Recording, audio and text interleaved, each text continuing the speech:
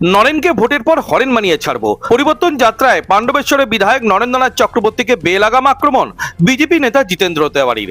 পাণ্ডবেশ্বর অঞ্চলে বিজেপির পরিবর্তন যাত্রা ছিল, আর সেই পরিবর্তন যাত্রায় উপস্থিত ছিলেন আসানসোল দক্ষিণের বিধায়িকা অগ্নিমিত্রা পাল, ছিলেন প্রাক্তন কেন্দ্রীয় মন্ত্রী সুভাষ সরকার সহ অন্যান্য বিজেপি নেতৃবৃন্দ। এই পরিবর্তন যাত্রার কর্মসূচি থেকে পাণ্ডবেশ্বরের তৃণমূল বিধায়ক নরেন্দ্রনাথ চক্রবর্তীকে বেলাগাম আক্রমণ শানালেন পাণ্ডবেশ্বরের প্রাক্তন বিধায়ক জিতেন্দ্র তেওয়ারি।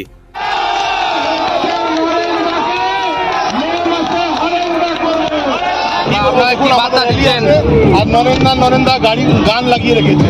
যারা নরেন্দার গান লাগিয়েছে তাদেরকে বলে যাচ্ছি, মে মাসে নরেনকে হরেন যদি না করেছি তাহলে আমারও নাম জিতেন্দ্র তেওয়ারি না। অপেক্ষা করো, আর এক মাস অপেক্ষা করো। গণতান্ত্রিক ভাবে নরেনকে পাণ্ডবেশ্বরের মাটি থেকে আমরা তুলে দেবো। তৃণমূল কংগ্রেস অভিযোগ করছে যে এইখানে পরিবর্তন যাত্রাতে যে পরিমাণ সংখ্যক লোকের আয়োজন করা হয়েছে কিন্তু আসেনি, এই অভিযোগ করছে তৃণমূল কংগ্রেস। আমাদের লোক এলো না এলো সেটা আমরা বুঝবো। তৃণমূল কংগ্রেস এত বাচ্চা কেন? ওদের পেটে ব্যথা হচ্ছে কেন?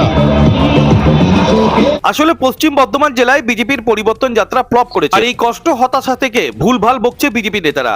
ভোটের পর মানুষ এর উত্তর দেবে। প্রতিক্রিয়া পাণ্ডবেশ্বরের তৃণমূল বিধায়ক নরেন্দ্রনাথ চক্রবর্তীর। আজকে বিজেপির পরিবর্তন যাত্রায় ওদের নেতাদের দাঁড়াবার কথা ছিল। প্রথমত নেতারা কেউ আসেননি।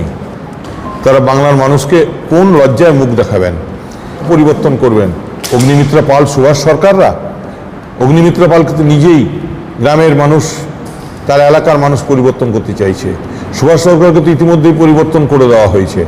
তো সুতরাং এই পরিবর্তন যাত্রা পশ্চিম বর্ধমানে ফ্লপ শো। তাই পশ্চিম বর্ধমানের মানুষ তাদের প্রত্যাখ্যান করেছেন। লড়াই বাংলার মানুষের সঙ্গে বিজেপির জমিদারি আচরণের, বিজেপি জমিদারি সুলভ অত্যাচারের। তাই পশ্চিম বর্ধমানের নয় এটাই পশ্চিম বর্ধমানের মানুষ আগামী দিনে প্রমাণ করে দেবে। ওদের ইয়েতেই মানুষের যোগদান দেখা যায়নি। চেয়ার দেখা গেছে, পতাকা দেখা গেছে, ঢাকঢোল দেখা গেছে, মাইকে গান দেখা গেছে, কিন্তু মানুষ নেই। জনতা জনার্দনের আশীর্বাদ ওরা পায়ননি, পাবেনও না।